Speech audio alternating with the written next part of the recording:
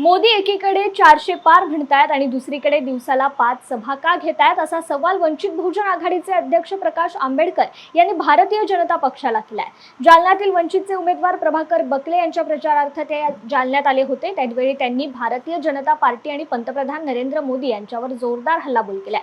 मोदी 400 पार तर दूरच 200च्या आतच राहणार आहेत असं सांगत दारुड्या आणि नरेंद्र मोदी यांच्यात कुठलाच फरक नसून मोदींची हवा संपली असल्याची टीका आंबेडकरांनी यावेळी केली आहे। मोदी घटना बदलणार असल्याचा आरोपही यावेळी आंबेडकर यांनी केलाय। पंतप्रधानांचं कार्यालय वसुलीचं कार्यालय असून ज्या माणसाला तुम्ही सत्तेवर बसवलंय त्या माणसाने अर्थव्यवस्था बिघडवली असं म्हणत आंबेडकर यांनी पंतप्रधान मोदी यांच्यावर जोरदार टीका केली आहे। एमएची स्वतःची डिग्री दाखवली का?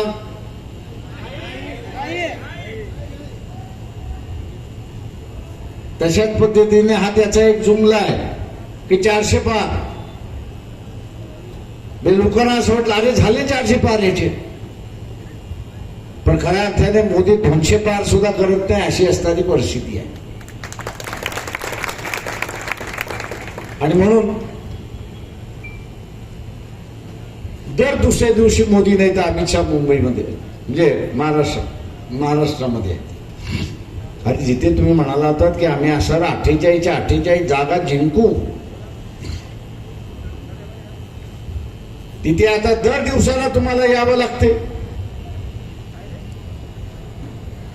मोदीची हवा संपली आहे म्हणून आपण असं एक लक्षात घ्या।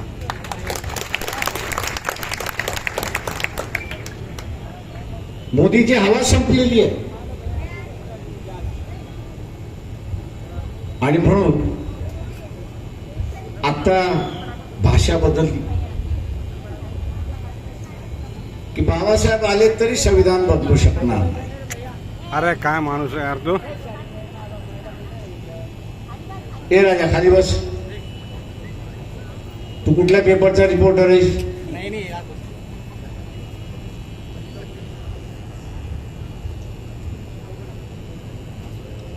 आणि म्हणून आता मोदी असे म्हणायला लागले बाबासाहेब आले तरी घटना बदलू शकणार नाही।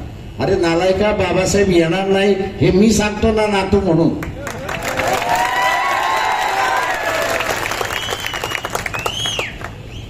6 डिसेंबर 56 बाबासाहेब निघून गेले आपल्यातून, त्यांचं कालकथित झालं।